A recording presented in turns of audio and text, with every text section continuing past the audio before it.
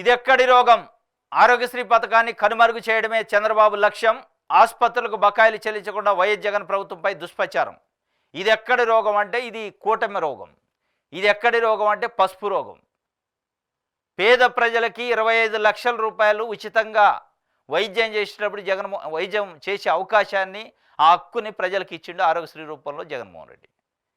దాన్ని మీరు 5 లక్షలు తగ్గియటం అనే ఒక ప్రపోజల్ తీసుకొచ్చారంటే పేద ప్రజల గొంతు కోస్తానట, పేద ప్రజలకు మేలు చేస్తానట.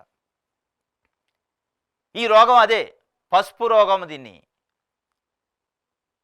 మళ్ళీ పేద ప్రజలకు వైద్యం చేసే ఆరోగ్యశ్రీకి సంబంధించిన బిల్లుల్ని ఆపి, అంటే పేద ప్రజలకు సరైన సౌకర్యాలు వస్తువులు లేకుండా చేయటం, పేద ప్రజలకు ఉచితంగా వైద్యం అందకుండా చేయటం, ఇదంతా ఒక పెద్ద రోగం.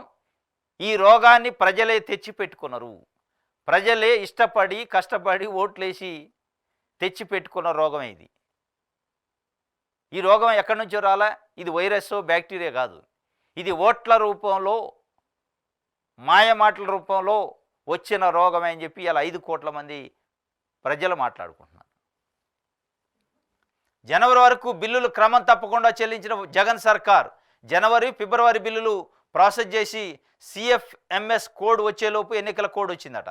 నాడు ఎన్నికల సంఘానికి ఫిర్యాదు చేసి బిల్లులేవి చెల్లించకుండా అడ్డుకుంది బాబే.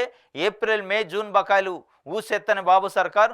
ఆరోగ్యశ్రీనే కాదు, మందుల కొరత, కొత్త వైద్య కళాశాలపైన తీవ్ర నిర్లక్ష్యం, ప్రజలకు తాము ఉంటున్న ప్రాంతంలో సూపర్ స్పెషాలిటీ వైద్య సేవలు, ఆరోగ్య సురక్ష అందకుండా నిలుపుదల, మొత్తంగా ఆరోగ్య రంగాన్ని నిర్వీర్యం చేసేందుకు చంద్రబాబు కుట్ర చేస్తుండట.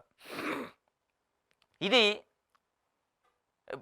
కూటమి ప్రభుత్వం ఇవాళ ఆలోచిస్తుంది ఏంటంటే, ప్రజల ఆలోచన విధానం వేరే ఉంది, వీళ్ళ ఆలోచన విధానం. ప్రజలు ఏది కోరుకొని మిమ్మల్ని గెలిపించారు, ప్రజలు ఏది ఆశించి మిమ్మల్ని గెలిపించారు, ఏదో అయిద్ది మాకేదో ఒరిగిద్దని గెలిపించారు. ఈ ప్రజలు 5 కోట్ల మంది ప్రజల గురించి ఆలోచించడం మర్చిపోయి పెట్టుబడిదారులు, పారిశ్రామికవేత్తలు, బడాబాబులు కోట్లు సూట్లు వేసుకొని వచ్చిన వాళ్ళ గురించి ఆలోచిస్తున్నారు. ఈ కోట్లు సూట్లు వేసుకోవటం, వాళ్ళ గురించి ఆలోచించడం అనేది చంద్రబాబు నాయుడు గారికి పరిపాటే. కానీ ప్రజలు కొంత అయోమయానికి గురయ్యారు. మారిండేమనుకున్నారు. ఇప్పుడు మారినట్టు అనిపించలే. ఎందుకు అనిపించలేదంటే మళ్ళీ క్లస్టర్లట, పారిశ్రామిక పాలసీలట, 5 పాలసీలట. ఒకటి IT policy, industrial policy, food processing policy, electric అట, క్లౌడింగ్ పాలసీ అట. ఈ పాలసీలు ఏ పేదవాడి కడుపు నింపే పాలసీలు, ఏ ఉపాధి లేని నిరుద్యోగుల్ని కడుపు నింపే కార్యక్రమం ఇది. అంటే దీని వెనక పెద్ద రాజకీయ ప్రయోజనాలు, ఆర్థిక ప్రయోజనాలు ఉన్నాయి. ఇది జరుగుతుంది. ఇది ఎక్కడి రోగం అంటే ఇది మనం తెచ్చుకున్న రోగం. దాంట్లో కొత్తగా ఏం లేదు.